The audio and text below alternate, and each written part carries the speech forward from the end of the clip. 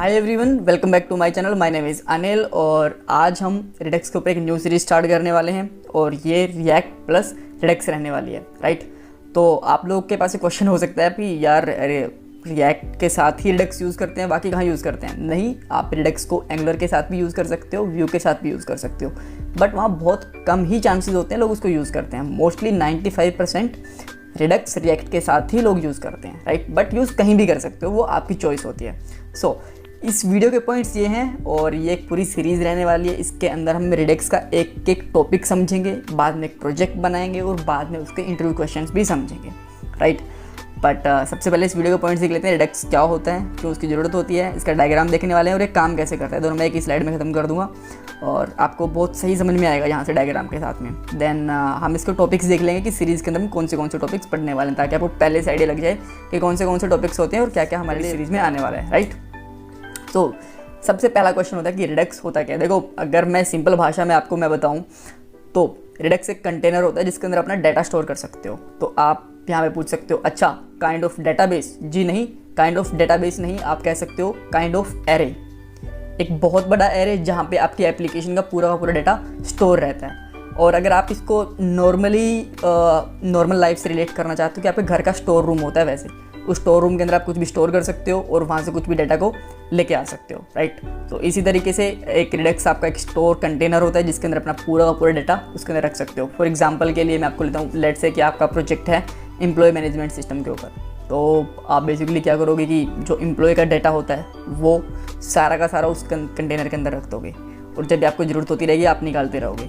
तो क्या ये बैकएंड पे लगता है डेटाबेस के साथ में? जी नहीं, डेटाबेस से कुछ भी रिलेशन नहीं होता। आपकी एप्लीकेशन के अंदर होता है फ्रंट एंड के अंदर, जहाँ पे रिएक्ट यूज़ होती है, राइट।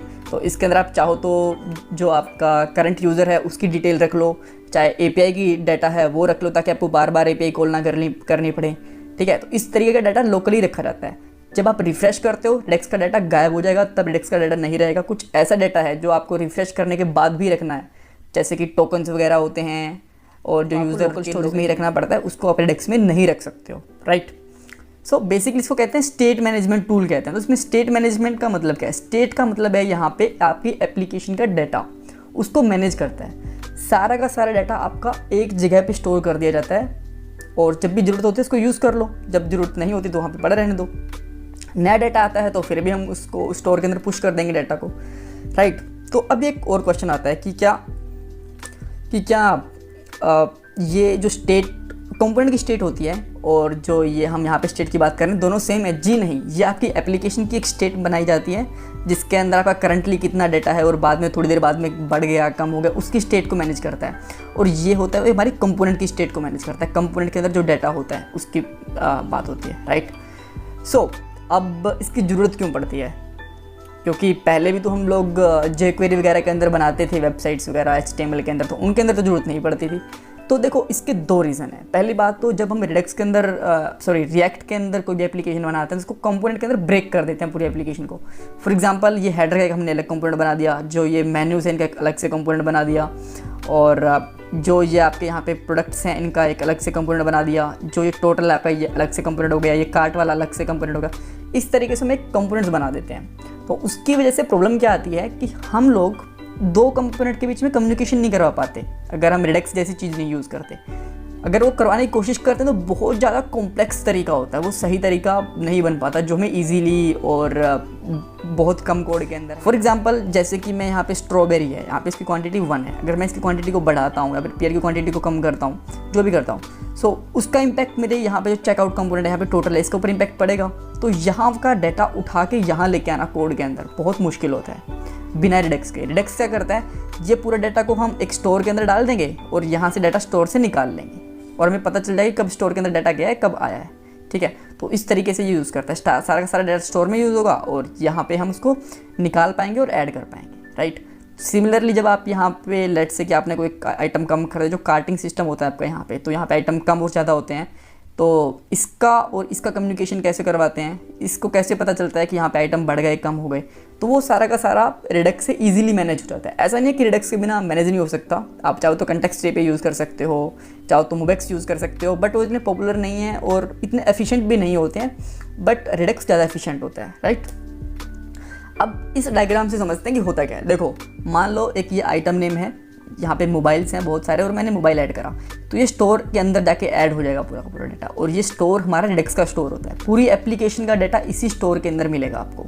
और बाद में हमें यहाँ पे काट के पर इस डाटा की जरूरत होती है, कौन सा मोबाइल ऐड करा है, तो यहाँ पे हम डाटा को फेच कर लेंगे। ठीक है, हमारी एप्लीकेशन को पता चल जाएगा पूरी को कि कौन सा डाटा स्टोर के अंदर ऐड हुआ है, और वही वाला डाटा हम यहाँ पे ऐड कर लेंगे। सिमिलरली यहाँ पे जस्ट डाटा को यूज़ कर सकते हैं। तो इसलिए कहते हैं इसको स्टेट मैनेजमेंट, कि हमारे स्टेट एक जगह पे मैनेज हो गई है पूरी की पूरी एप्लीकेशन की, राइट। और एक काम कैसे करती है, जो रिडेक्स का रैपर होता है ना, रिडेक्स को इंस्टॉल करने के बाद में एक रैपर बना देते हैं पूरी एप्लीकेशन के ऊपर, और बाद में पूरी की पूरी रिडेक्स का जो डाटा होता है वो कंट्रोल हो जाता है हमारा रिडेक्स के थ्रू। ठीक है, ये डेटाबेस जैसी चीज़ नहीं है। अगर आपको लगता हो कि क्या यार ये डेटाबेस की जैसी चीज़ है, जी नहीं, ये डेटाबेस की जैसी चीज़ नहीं है।